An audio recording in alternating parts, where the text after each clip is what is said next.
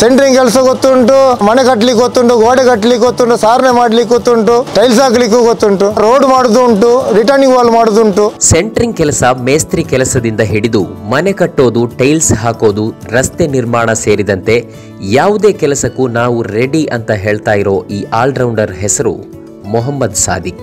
ಕಳೆದ 25 ವರ್ಷಗಳಿಂದ ಸೆಂಟ್ರಿಂಗ್ ಮೇಸ್ತ್ರಿಯಾಗಿ ಕೆಲಸ ಮಾಡುತ್ತಿರುವ ಕೃಷ್ಣಾಪುರ ನಿವಾಸಿ ಮೊಹಮ್ಮದ್ ಸಾದಿಕ್ ಅವರೇ ನಮ್ಮ ಇಂದಿನ ರಂಜಾನ್ ಕಥೆಯ ಹೀರೋ. 25 ವರ್ಷದಿಂದ ಕೆಲಸ ಸ್ಟಾರ್ಟ್ ಮಾಡುವಾಗ 15 ರೂಪಾಯಿ ಸಂಬಳ ಇತ್ತು.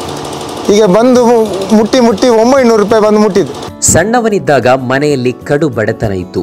ಶಾಲೆಗೆ ಹೋಗಲು ಸಾಧ್ಯವಾಗಿಲ್ಲ. ತಂದೆ ಸಣ್ಣ ವಯಸ್ಸಲ್ಲಿ ತೀರಿಕೊಂಡ ಕಾರಣ ಮನೆಯ ಜವಾಬ್ದಾರಿ ನನ್ನ ಹೆಗಲ ಮೇಲಾಯಿತು. ಹಾಗಾಗಿ ಈ ಕೆಲಸಕ್ಕೆ ಬಂದೆ ಅಂತ ಹೇಳಿದ್ರು ಮೊಹಮ್ಮದ್ ಸಾದಿಕ್. ಶಿಕ್ಷಣ ಪಡೆಯುವಂಥಷ್ಟು ಇದಿಲ್ಲ ನಮಗೆ. ಯಾವುದು ಮನೆಯಲ್ಲಿ ನಮ್ಮ ತಂದೆ ಸಣ್ಣದಿರುವಾಗಲೇ ತೀರ್ಕೊಂಡಿದ್ದಾರೆ. ಸಣ್ಣ ಮಕ್ಕಳಿರುವಾಗ ನಮ್ಮ ತಾಯಿ ತೀರ್ಕೊಂಡಿದ್ದಾರೆ. ಅವಾಗ ನಾವು ದುಡಿಲೇಬೇಕು. ಸಣ್ಣದಿಂದಲೇ ಸ್ಟಾರ್ಟ್ ಮಾಡಿ ಈಗ 25 ವರ್ಷ ಇತ್ತು. 25 ವರ್ಷಗಳ ಹಿಂದೆ ಈ ಕೆಲಸ ಮಾಡಲು ತುಂಬಾ ಜನ ಇದ್ರು. ಆಗ ಕೆಲಸ ಇರ್ತಿರ್ಲಿಲ್ಲ. ಈಗ ಕೆಲಸ ಇದ್ರೂ ಜನರು ಸಿಗ್ತಾ ಇಲ್ಲ. ಹಾಗಾಗಿ ಪರವೂರಿನಿಂದ ಬರುವ ಮಂದಿಯು ನಮ್ಮ ಜೊತೆ ಕೆಲಸಕ್ಕಿದ್ದಾರೆ ಎಂದರು. ಕೆಲಸ ಇರಲಿಲ್ಲ, ಜನ ಹೆಚ್ಚಿತ್ತು. ಈಗ ಕೆಲಸ ಜಾಸ್ತಿ ಉಂಟು, ಜನ ಇಲ್ಲ. ಕನ್ನಡವರು, ಹಿಂದಿಯವರು ಬಂದು ಅವ್ರ ಹತ್ರ ಈಗ ಉಂಟು. ಇಲ್ಲದೆ ಊರಿನವರಂತೂ ಕೆಲಸ ಮಾಡುವುದಿಲ್ಲ. ನಾನೀಗ ಕಾರ್ಪೊರೇಷನ್ ಚರಂಡಿ ಕೆಲಸ ಮಾಡುತ್ತಿದ್ದೇನೆ. ಈ ಬಿಸಿಲಲ್ಲಿ ಕೆಲಸ ಮಾಡೋದೇ ಒಂದು ಕಷ್ಟ. ಇನ್ನೊಂದು ಕಡೆ ನಮಗೆ ಎಲ್ಲರಿಂದ ಕಿರಿಕಿರಿಯನ್ನು ಸಹಿಸಿಕೊಳ್ಳಬೇಕು ಎಂದರು. ಇಲ್ಲಿ ಕಿರಿಕಿರಿ ಊರವರದೇ ಕಿರಿಕಿರಿ, ತುಂಬ ಜನದ ಕಿರಿಕಿರಿ. ಅಂದರೆ ಮನೆಯವ್ರದ್ದು ಕಿರಿಕಿರಿ, ಓಡಾಡಲಿಕ್ಕೆ ಜಾಗ ಇಲ್ಲ.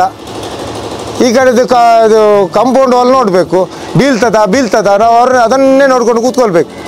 ಇನ್ಸಿಡೆಂಟ್ ಅಂದರೆ ಹೇಳಿ ಮೊನ್ನೆ ನಮ್ಮ ಅಣ್ಣ ಒಂದು ಕಾಂಪೌಂಡ್ ವಾಲ್ ಬಿದ್ದು ಮರಣ ಹೊಂದಿದೆ.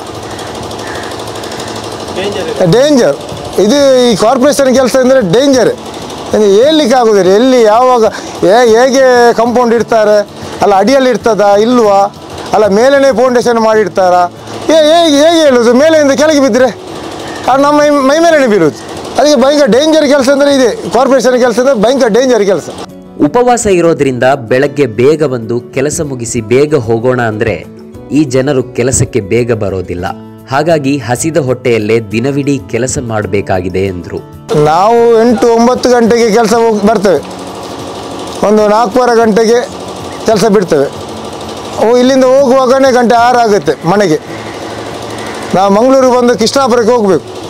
ಅದೇ ಅಲ್ಲಿ ಟ್ರಾಫಿಕ್ ಜಾಮ್ ಅದೆಲ್ಲ ಒಂದು 6 ಗಂಟೆ ಆಗುತ್ತೆ. ಮತ್ತು ಅಲ್ಲಿ ಹೋಗಿ ಮನೆಯೆಲ್ಲ ತಂದು ಎಲ್ಲ ಆದಮೇಲೆ ಉಪವಾಸಕ್ಕೆ ಬಿಡಲಿಕ್ಕೆ ಹೊತ್ತಾಗುತ್ತೆ. ಬೇರೆ ಏನು ಮಾಡಲಿಕ್ಕೆ ಚಾನ್ಸೇ ಇಲ್ಲ. ಬೆಳಿಗ್ಗೆ ಬಂದು ಎತ್ಕೊಂಡು ಬರಲಿಕ್ಕೆಲ್ಲ ಇವರು ಬರೋದಿಲ್ಲ, ಯಾರು ನಮ್ಮ ಕನ್ನಡ ಜನ ಬರೋದಿಲ್ಲ, ಹಿಂದಿ ಜನ ಬರೋದಿಲ್ಲ.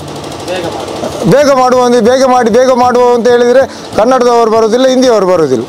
ಉಪವಾಸ ಇಟ್ಟೇ ಇಲ್ಲಿ ಕೆಲಸ ಮಾಡೋದು. ನಮ್ಗೆ ಎಷ್ಟಾಗುತ್ತೆ ಅಷ್ಟು ಮಾಡ್ತೇವೆ.